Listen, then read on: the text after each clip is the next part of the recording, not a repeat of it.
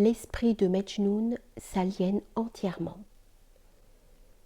Aussi frêle que le vase qui l'avait produit, le bonheur de Mejnoun ne dura qu'un instant. Bientôt, la sombre mélancolie reprit sur lui tout son empire.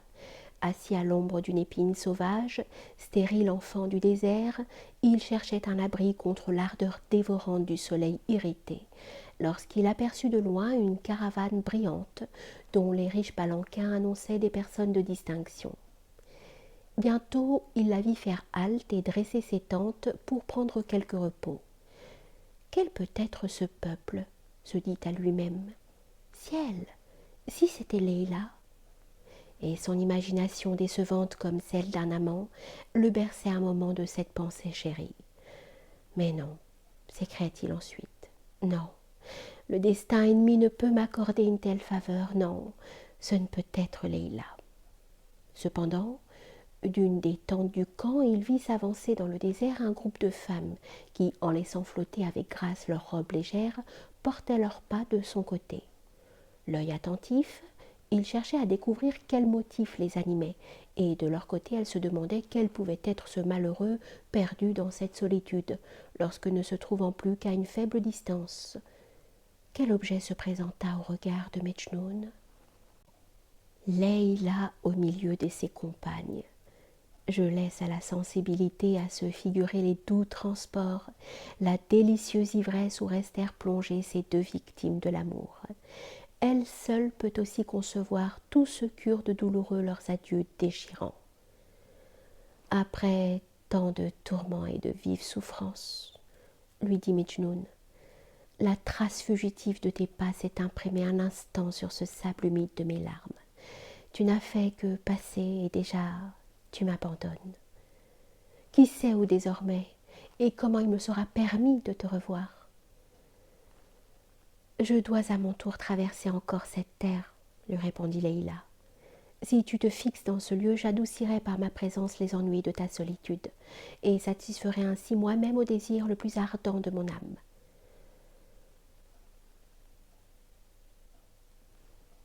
En achevant ces mots, elle s'éloigna, et Mejnoun, morne et pensif à travers le voile de ses larmes, suivit de l'œil, dans l'éloignement, la trace imperceptible de son amie. Lorsqu'il l'eut entièrement perdue dans les vapeurs de l'horizon, comme si le principe de sa vie venait de s'évanouir avec elle, il demeura dans l'immobilité la plus parfaite. La colombe voyageuse se reposait sans défiance sur sa tête inclinée, et d'une voix plaintive y soupirait ses amours.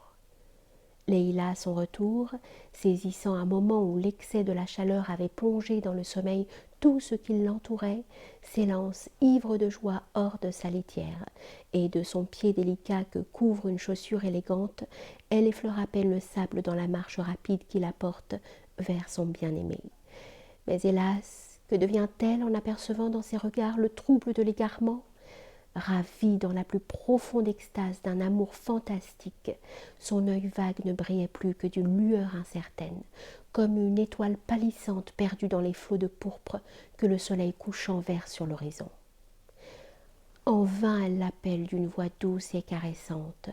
Elle ne peut lui rendre l'usage de ses sens, mais un cri de douleur s'étant échappé de son sein. « Qui es-tu » lui demanda Mejnoun. « D'où viens-tu ? Pourquoi troubler ainsi mon repos? » « Quoi? Ne reconnaîtrais-tu donc pas Leila? Leila que le plus doux espoir ramène près de son ami? »« Éloigne-toi, éloigne-toi, lui répondit-il d'un son de voix altéré. Ce n'est plus un amour matériel qui embrase mon cœur. Quel objet terrestre pourrait encore arrêter le vol de ma pensée, flottant avec délice sur l'immense océan de la contemplation? Et sa tête inclinée retomba sur sa poitrine. À ce signe certain de l'aliénation complète de son esprit, une sombre douleur s'empara de Leila.